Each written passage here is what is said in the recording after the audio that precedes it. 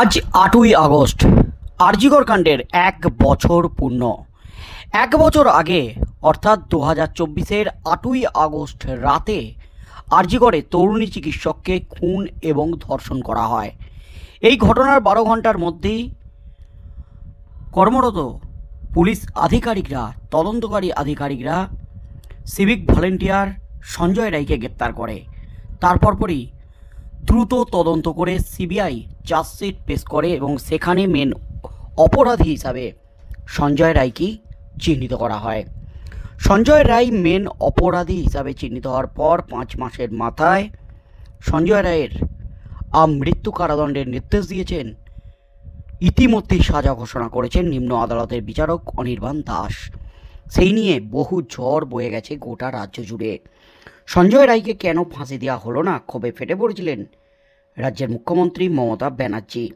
তবে নির্যাতিতার পরিবার অর্থাৎ তিলোত্তমার বাবা মা তারা নিম্ন আদালতের বিচারকের যে নির্দেশ, সেই নির্দেশকে কিন্তু মাথা পেতে নিয়েছিলেন।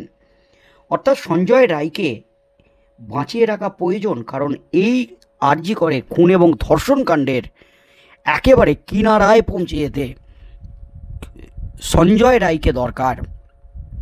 একদিন না একদিন ঠিক সে মুখ খুলবে, নিজেকে বাঁচাতে সব কিছু ফাঁস করবে, এমনই কিন্তু দাবি বিভিন্ন মহলের। তার মধ্যেই কিন্তু এবার জেলে সঞ্জয় রায়, প্রেসিডেন্সি জেলে বন্দী রয়েছেন সঞ্জয় রায়। ইতিমধ্যেই হাইকোর্টের দ্বারস্থ হয়েছেন, নিজেকে বেকসুর খালাস দাবি তুলে, তিনি নির্দোষ এই দাবি তুলে একের পর এক বিস্ফোরক তথ্য পেশ করে নিজেকে নির্দোষ প্রমাণ করতে মরিয়া সঞ্জয় রায়। তার মধ্যেই কিন্তু ১ বছরের মাথায় জেলে একই করছেন সঞ্জয় রায়। যা আপডেট উঠে এলো জেল সূত্রে এবং কারারক্ষীদের সূত্রে, যে আপডেট উঠে এলো তাতেই কিন্তু মুহূর্তে হইচই পড়ে গেল গোটার রাজ্য জুড়ে। জেলে বসে গিয়ে এবার বদলার পরিকল্পনা করছেন, বদলা শুরু করেছেন সঞ্জয় রায়। কারণ তিনি দাবি করেছিলেন তিনি এই ঘটনার সঙ্গে জড়িত নন, এর নেপথ্যে রয়েছে অনেক বড় বড় প্রভাবশালী পুলিশ আধিকারিকদের নামও কিন্তু তিনি করেছিলেন চার্জ গঠনের দিন। সেই নিয়ে অনেক ঝড় বয়ে গেছে রাজ্যে। এমনকি সঞ্জয় রায় তিনি নিজেকে নির্দোষ প্রমাণ করতে মরিয়া তিনি হাইকোর্টে ছুটেছেন। তার মধ্যেই এবার জেলে ১ বছর ধরে কি করছেন সঞ্জয় রায়, জেলে বদলা শুরু করে কি পদক্ষেপ নিচ্ছেন সঞ্জয় রায়? তাহলে কি সব কিছু ফাঁস করে দেবেন? কারণ তিনি যে ঘটনাস্থলে ছিলেন, খুন এবং ধর্ষণ কাণ্ডে জড়িত, সেটা কিন্তু প্রমাণ মিলেছে। তবে এই ঘটনার নেপথ্যে কে, কার ষড়যন্ত্রে, কার চক্রান্তে খুন হতে হলো তিলোত্তমাকে, এবং তার সাথে সাথে আরও যে প্রশ্নগুলো গভীরভাবে উঠে যাচ্ছে, আরজিকর খুন এবং ধর্ষণ কাণ্ডে সঞ্জয় রায় ছাড়াও আর কারা জড়িত? একমাত্র প্রত্যক্ষদর্শী সঞ্জয় রায়, তিনি কি রাজসাক্ষী হয়ে মুখ খুলবেন? ১ বছরের মাথায় জেল সূত্রে যা আপডেট উঠে এলো তাতেই কিন্তু মুহূর্তে হইচই পড়ে গেল একেবারে গোটার রাজ্য জুড়ে। প্রেসিডেন্সি জেলের ভিতরে পাঁচিলে ঘেরা বিস্তৃত বাগান, গাছে গাছে যত্নের ছাপ, দৈনিক মজুরিতে সেই বাগানেই কাজ করছেন তিনি। আদালত তাকে আজীবন কারাবাসের নির্দেশ দিয়েছে। বছর ঘুরে গেল, প্রেসিডেন্সি ৬ নম্বর সেল এখন তার স্থায়ী ঠিকানা। জেলে তিনি বাগান পরিচর্যার কাজ করেন, দৈনিক মজুরি ৮০ টাকা। তিনি আরজিকর হাসপাতালে ঢুকে কর্তব্যরত মহিলা চিকিৎসককে ধর্ষণ ও খুনের ঘটনায় দোষী কলকাতার পুলিশ প্রাক্তন সিভিক ভলেন্টিয়ার সঞ্জয় রায়। শাস্তি পাওয়ার পরে জেলে ৬.৫ মাস কাটিয়ে ফেলেছেন সঞ্জয়। তার গতিবিধি সম্পর্কে ওয়াকিবহালরা জানাচ্ছেন, কারারক্ষীরা জানাচ্ছেন, প্রথম দিকে মনমরা হয়ে থাকতেন, কারোর সঙ্গে তেমন কথা বলতেন না, সেলের বাইরেও বেরোতেন না, নিজের ভাবনায় ডুবে থাকতেন।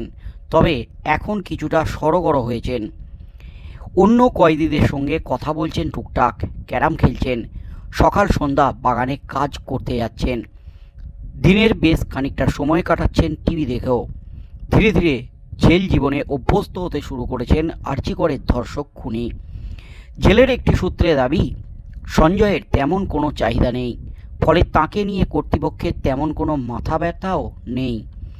সাধারণ কোনো খাবার বা ছোটোখাটো অন্য চাহিদা যতটা সম্ভব কর্তৃপক্ষের তরফেই মেটানো হচ্ছে।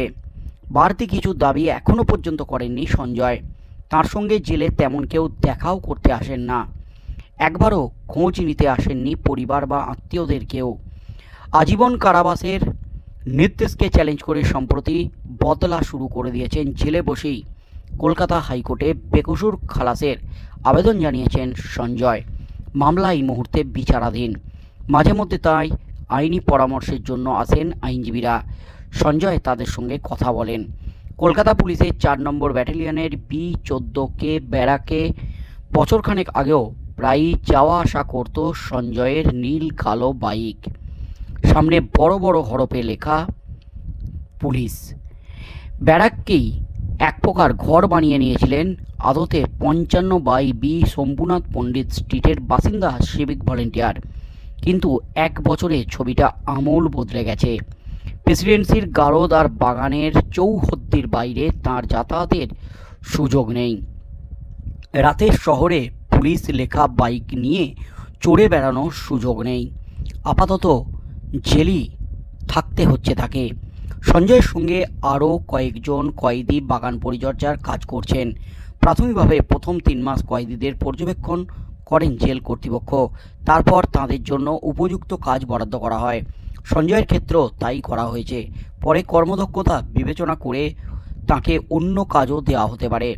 বাগানের পাশাপাশি জেলে নিজের সেল পরিচ্ছন্ন রাখাও সঞ্জয়ের অন্যতম দায়িত্ব। তবে দৈনিক কাজের জন্য অর্জিত অর্থ সঞ্জয় হাতে পাচ্ছেন না। মজুরি ঢুকছে তার নির্দিষ্ট করে দেওয়া ব্যাংক অ্যাকাউন্টে।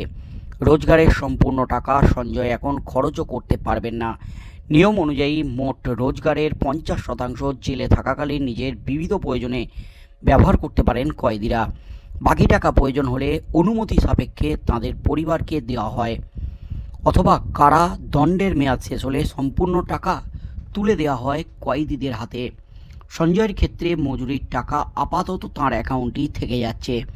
যাবজ্জীবন কারাদণ্ডের দণ্ডিত আসামি তিনি। জেল থেকে বেরোনোর প্রশ্ন এখনও পর্যন্ত নেই।